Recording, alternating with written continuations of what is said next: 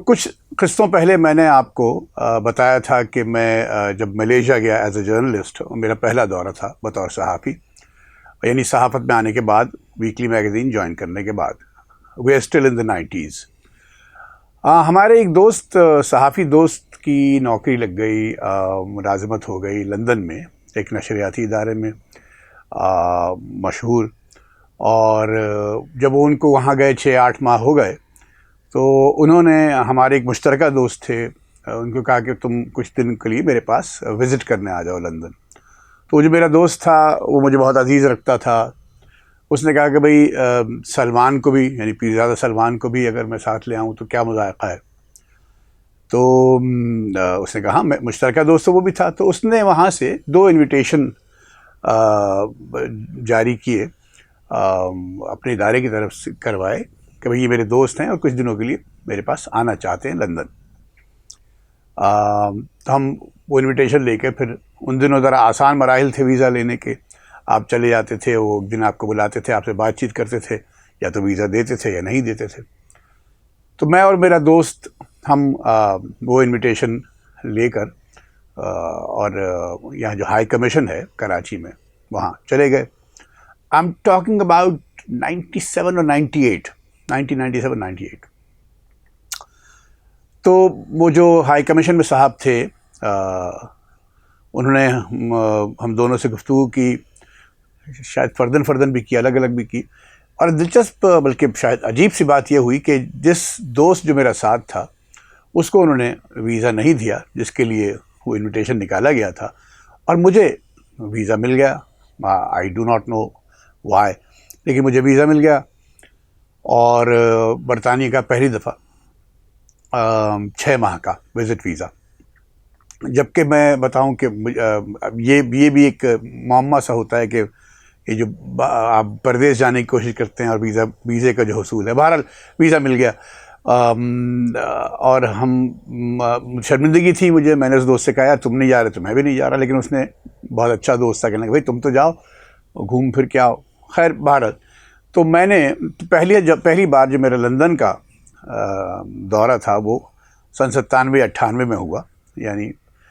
اور PIA کی flight تھی، بہت اچھی فلائٹ ہوتی تھی، اب بھی شاید ہوتی ہے، میں PIA میں سفر کیے عرصہ ہو گیا.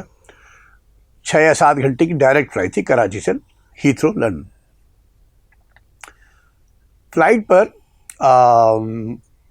میں بیٹھا جہاز پر، تو میرے ساتھ والی جو، میں ہمیشہ کوشش کرتا ہوں اپنے جسم، اپنے فربہ، یعنی ذرا سا میں موٹا ہوں تو اس وجہ سے میں کوشش کرتا ہوں کہ میں آئل سیٹ لوں تاکہ ذرا پیر پھیلا سکوں جب بھی سفر کرتا ہوں، یا میں کہیں آڈیٹوریم میں بھی کسی میں بیٹھتا ہوں تو آپ مجھے کونے پہ ہی پائیں گے. میرے ساتھ ایک کیمبرج کا کپل تھا بیٹھا ہوا، ینگ لڑکا لڑکی تھے، اور ایک اسپینش صاحب تھے، کوئی ان ہز ارلی 40s، اور وہ سب نیپال سے آ رہے تھے اور لندن لوٹ رہے تھے. 6-7 گھنٹے کی فلائٹ تھی. سلام دعا ہو گئی، اور میں نے اب سوچا کہ بھئی یہ اتنی لمبی فلائٹ کیسے کٹے گی، تو میں نے ان کو کسوٹی پہ لگا دیا، کسوٹی کے گیم پہ. اب اس سے پہلے یہ بتا دوں کہ میں ہفتہ روزہ اس میگزین میں جہاں کام کر رہا تھا، ویکلی میگزین میں، وہاں میں ان دنوں شاید میرے حصے میں سپورٹس کی ایڈیٹنگ وغیرہ آ گئی تھی، لکھتا بھی تھا میں. تو اب وہ جہاز چل پڑا اور ہم نے ان کو کسوٹی پہ لگا دیا، اپنے ہم سفروں کو. تو وہ جو ایک صاحب تھے، انہوں نے، جو اسپینش صاحب تھے، انہوں نے لیڈی ڈایانا کو پوچھا. میں نے 10 سوالوں میں جواب دے دیا.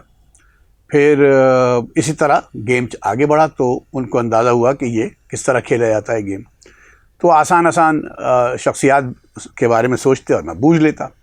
جب وہ گیم کے عادی ہو گئے، وہ کیمبرج کا کپل اور وہ ایک اسپینش مرد، تو انہوں نے، وہ جو لڑکی تھی، آئی اسٹل ریمبر ہر نیم، ان کا نام تھا سیرا نے، ایک یورپین ڈپلومیٹ ہوتے تھے ہاویئر سولانا، بہت مقبول ڈپلومیٹ تھے.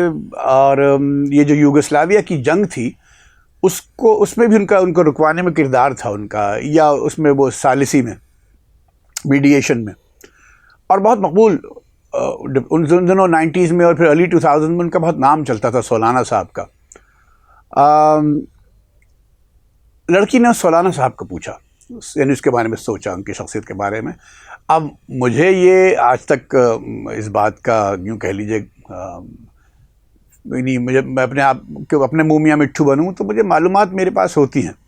ایسا نہیں تھا کہ مجھے سولانا صاحب کے بارے میں علم نہیں تھا، میں جانتا تھا ان کو، میں نے اخباروں میں پڑھا تھا ان کے بارے میں، لیکن میں وہ 20 سوالوں میں سولانا صاحب کی شخصیت بوجھ نہیں پایا. یعنی ٹپ آف دا ٹنگ پہ نہیں آئے، ذہن میں تھا میرے نام، اور میں وہ کسوٹی کا گیم اپنے ہم سفر سے ہار گیا.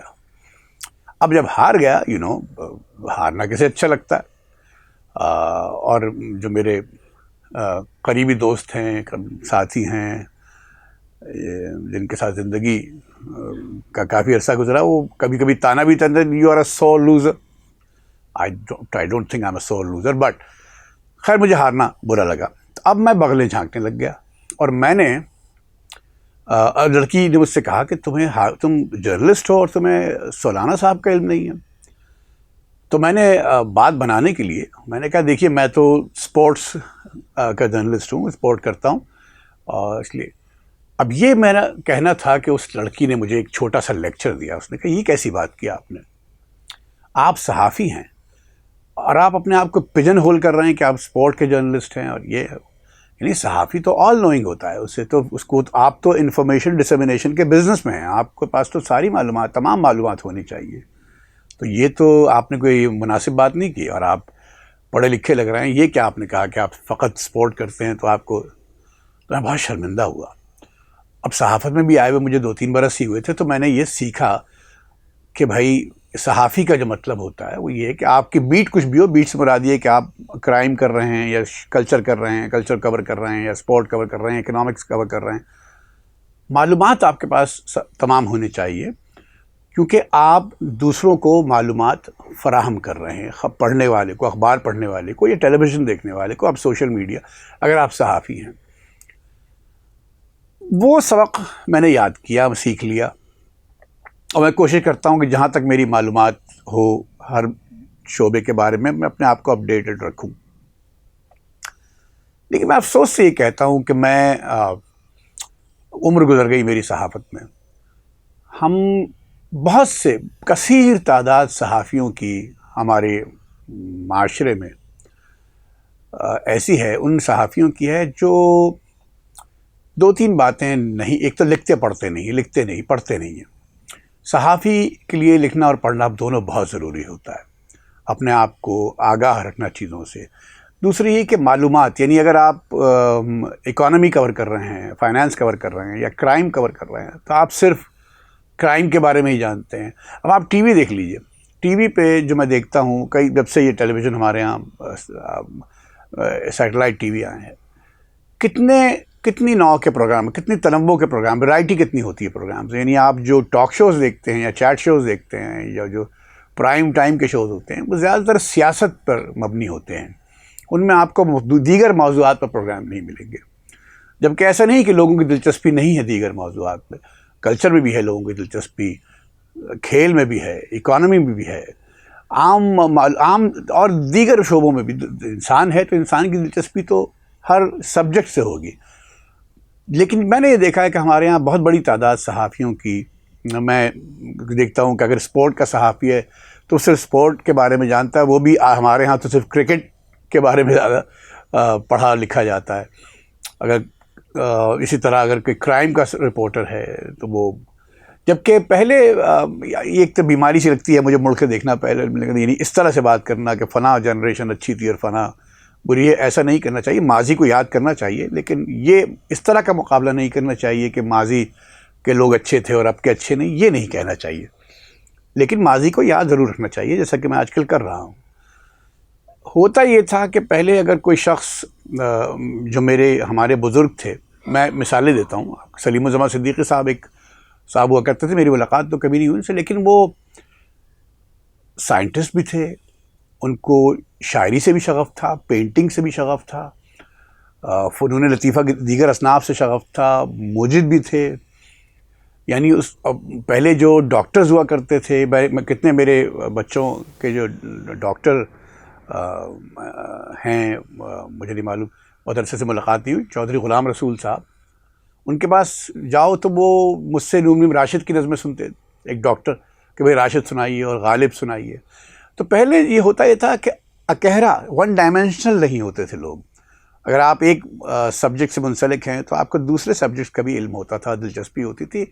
اس سے آپ کی اپنی شخصیت میں بھی ایک تنوع آتا تھا، اور ایک آپ کے لوگوں میں آپ کی دلچسپی، لوگوں کی آپ کی شخصیت پیدا ہوتی تھی. لیکن اب ایسا نہیں ہے. اب صحافی میں دیکھتا ہوں ایک بیٹ کا صحافی ہے تو وہ ساری زندگی لگ گئی، اس کے علاوہ اس کو کوئی معلومات نہیں ہے. یہ میں سب کی بات نہیں کر رہا ظاہر ہے، لیکن میں بہت سے لوگ ایسے ہیں بھی.